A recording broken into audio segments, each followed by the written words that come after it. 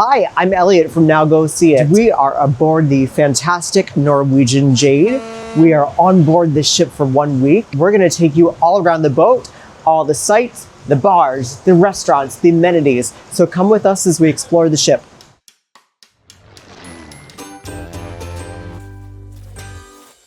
Before we get started on this full tour of Norwegian Jade, do me a quick favor. Hit that subscribe button. It's a small favor that helps us out so much. We have a lot of cruise ship tours, port guides, and tips coming, and subscribing really helps us keep making videos.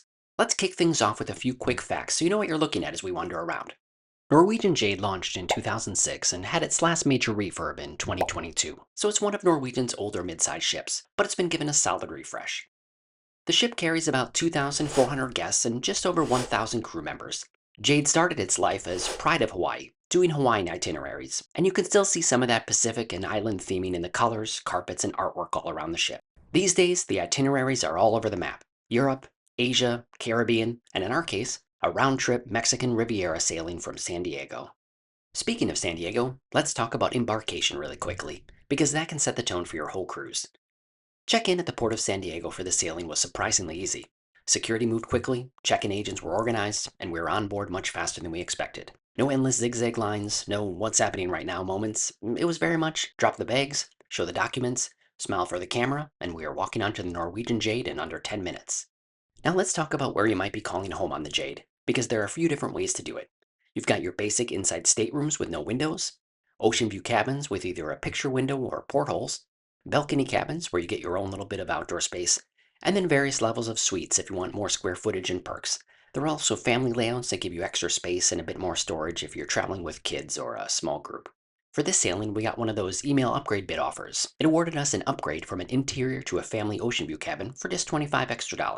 We just got to our cabin. It's about 2:20 p.m. So they did a good job because normally they open the cabins around 2:30 or 3, so it's a tad early. We are in a family window view cabin, which I haven't stayed in before. So this is all new. We are what we're calling new money. We bid $25 and now we have a window. So it's a little bit like jail still, but we have the window, which is a nice feature. But it's a nice cabin. It's not bad. It's actually a little more spacious than the general interior cabins. So here we have the standard Norwegian closet. Ooh, lots of hangers. There's quite ample space on the bottom. If you wanted to keep your luggage down there, that would be great. Life vests, because safety first. I'm not wearing a life vest because if we go down, well, that's just going to be it for me. And it'll be a great story in the press. Safe. Shelves. Look at all these shelves. So you can actually do a 4-person family in here. The beds, the walls fold down for extra bed space if you wanted to, or they can convert the main bed to a queen. It actually seems like it's a little larger than a standard queen bed. You got your fridge here. Already got some super expensive goodies in it, but if you need some water or just want to keep a little snacky snack in there, good times. Glasses down here for all your hydration needs. And then there's some extra drawers. Look, we got our tops, we got our bottoms, we got our versatiles. Just kidding. That's probably for underwear or some other thing that you want to keep in there. Here is the cruise ship bathroom. Oh, look at this. There's a little extra section here for the potty.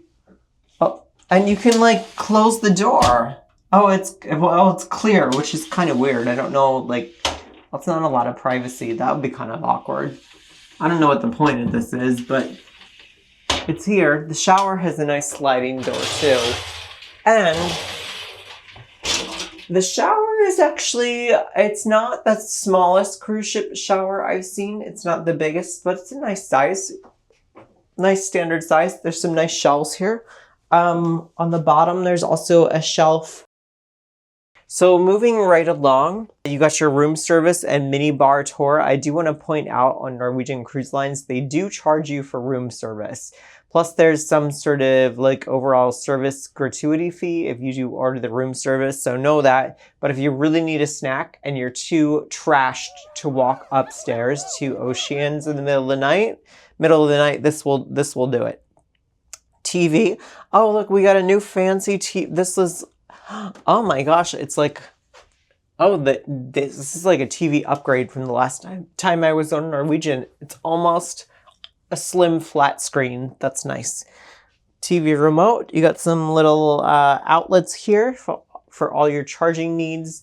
I would definitely recommend bringing extra plugs if you're on a cruise ship. Over here you got... This is excessive. What? It's like I'm a Ghostbuster. Who? Look, that is quite crazy. Some shelving here. You got a nice little mirror here. It is not full length, but you do have a full length mirror here on the side, which is great. I love that because we all need to know what we look like from head to toe before hitting the club at night. And lastly, we have this lovely porthole window. I mean, I think it's kind of odd that it's like the bed is here and the window is here because you have to like turn around to look at it, but it provides some light, which is nice. And then there's plenty of storage available under the bed. It's a decent cabin. Overall, I think the description said that the interior cabins, the solo cabins and the single or couple cabins were a little bit smaller. So I feel like this is a nice little enclave here. You can actually have some space if you wanted to sit down at the desk and work or sit in the bed. It's not bad. I'm gonna give it a solid B+. All right, let's head out of the cabin and talk about food. Starting with all the included options that you don't have to pay extra for. Norwegian Jade has 2 main dining rooms, Grand Pacific and Alizar. The menus are the same in both, but the vibe is a little bit different. Grand Pacific leans more classic and a bit dressier with a more traditional dining room look. Alizar feels smaller and more modern. We ate in both, but we found ourselves preferring the style and feel of Grand Pacific just a little bit more. Each night, the main dining room works the same way. You get a rotating list of appetizers, featured mains, and desserts that change daily, plus a list of classics that stay roughly the same the whole cruise. Over the week, we had things like vegetable pad thai, Caesar salad, pot stickers, shrimp pasta alla vodka, chicken cordon bleu, chicken and seafood paella, Italian beef meatballs, a baked brie salad, warm apple strudel, Snickers pound cake, and chocolate eclairs. The first night, we were pretty impressed with the food, but as the week went on, the food felt like it slipped a little bit night by night. Nothing inedible, nothing dramatic, just that slow slide from, oh, this is really good, to, okay, that's fine, to, not so appetizing by day 6. On the buffet side, you've got Garden Cafe, which is where we ended up daily for breakfast and then here and there for lunch and dinner. The buffet on the Jade feels smaller than on some of the newer mega ships, and one thing you'll notice is that the same food is often repeated at multiple stations. That's great for keeping the line short because you're not all stuck behind one omelet station, but it does cut down on variety. They do theme nights for dinner. Asian night, Mediterranean night, American night, that kind of thing. And the food is about what you'd expect from a mainstream cruise buffet. Nothing life-changing, but it does its job and is consistent. There's a bonus buffet space that most people miss on the first day called the Great Outdoors. It's at the very back of the ship through the buffet. It's basically an extension of the Garden Cafe with a smaller selection of the same food and outdoor seating. Because it's a little tucked away, it tends to be calmer, and it's a nice spot to grab breakfast or a late afternoon snack with some fresh air. We also did a full review of every single dessert we could find on the buffet over the week. So if you really want to know which buffet desserts are worth the calories, that video is also on the channel. Another included spot that we used a lot is Ocean's Bar and Grill. This is your 24-hour pub-style option. The menu has things like pretzel bites, burgers, hot dogs, Reubens, salads, and fish and chips. We hit Ocean's for a couple of lunches and a few late-night food runs when the buffet was closed or the idea of navigating the buffet felt like too much effort. There's also a full Irish-themed bar attached, so if you want a beer or an Irish coffee with your nachos at midnight, this is where you go. Now let's talk about all the places that do cost extra, the specialty dining. On Norwegian Jade, you've got the usual suspects for Norwegian's older ships. There's Le Bistro, which is the French restaurant with things like escargot, steaks, and chocolate fondue. Cagney Steakhouse is your classic cruise steakhouse with big cuts of meats, starters like shrimp cocktail or wedge salad, and a bunch of sides. There's teppanyaki, which is the hibachi-style restaurant where the chef cooks in front of you, flips shrimp tails, and makes smoky volcanoes out of onions. La Cucina is the Italian place with pasta, pizza, and antipasta. There's also a sushi bar that runs on a set price menu rather than paying by the roll. Unfortunately, you just can't pop in and buy one or two rolls. It's the full three-course set menu or nothing, which is not ideal if you want a quick roll before a show or are traveling with family members who might be hesitant to try sushi for a full meal. And then there's Moderno Churrascaria, the Brazilian steakhouse, where they bring skewers of meat around to your table until you wave the white flag, or more specifically, flip your table card from green to red. That's where we used our More at Sea specialty dining credit on this cruise. We've been to Moderno on other Norwegian ships and really liked it, so we went in with high expectations. This time, though, it just didn't land. A lot of the meat felt lower quality with quite a bit of fat and grizzle, and the service was surprisingly off. We spent long stretches feeling like our table was invisible, which was odd because the service everywhere else in the ship was generally great. Before we move on, we should also mention the coffee situation. Down in the atrium, there's a dedicated coffee bar where you can get espresso drinks, lattes, and cute little pastries. Those drinks aren't included in the More at Sea drink package, and the food isn't part of any dining package either. It's all charged a la carte, so just keep that in mind if your daily latte habit comes with you on vacation. Let's head topside and talk about the pools, hot tubs, and outdoor fun.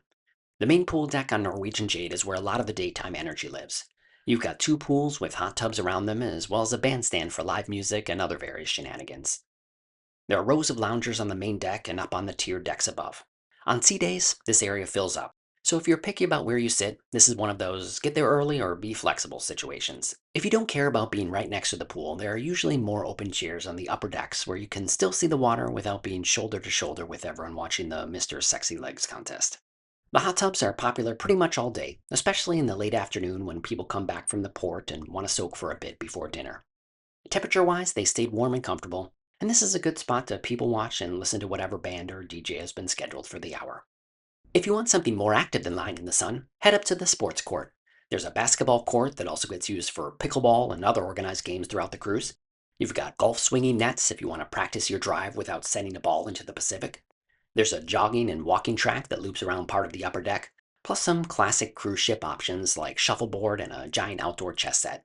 It's all very let's pretend we're sporty between meals, and it's nice that you can jump into a game or just self-organize with friends. Inside, there's a decent-sized fitness center with cardio machines looking out over the ocean, free weights, weight machines, and some organized classes. It's not the biggest gym at sea, but you can absolutely keep a workout routine going. Peak times get crowded, especially on sea days in the morning. Connected to that is the spa area, where you can book massages, facials, and all the usual spa services. They also have a thermal suite on board with things like saunas and steam rooms. That's an extra charge, but if you're into spa days, it's there. Moving indoors for some quieter spaces, Jade has a card room and a small library area, which are nice when you need a break from the pool deck noise or from your family. You'll see people playing cards, board games, or just claiming a table with a book. There are kids and teen spaces as well. A kids club for the younger ones, and a teen lounge with older kids, with organized activities throughout the day and into the evening. If you're cruising with kids, these programs can be a lifesaver. And then there's the arcade. Video games, racing games, claw machines. It's a very efficient way to drain money off your cruise card if you're not paying attention. Let's talk about bars, because Jade has quite a few. You've got places like Magnum's Champagne and Wine Bar, Mixer's Martini Bar, tankards for beer and whiskey, plus lounges and the various bars around the pool and in the atrium. Overall, there's no shortage of places to get a drink. For us, the standout was the Martini Bar. This became our go-to spot for the entire week. The bartenders were fun, they made solid drinks, and it was just an easy place to land before or after dinner. We've got a whole separate vlog where we try all the specialty drinks on the ships we visit, and Jay definitely gave us enough material to keep that going. We also want to mention the sake bar near the sushi restaurant. They have two specialty off-the-menu martinis there that are worth hunting down if you're into trying different cocktails beyond the standard list. Let's get into the entertainment options for when you're not eating, drinking, or staring out at the ocean. Daytime activities on this sailing included a lot of trivia sessions. We love good trivia, but on this cruise we found those sessions to be a bit of a slog. The pacing from the host was slow, the categories felt uninspired, and the PowerPoint slides for the clues were old and clunky. It's an easy thing to freshen up, and it would go a long way towards making those sessions more fun.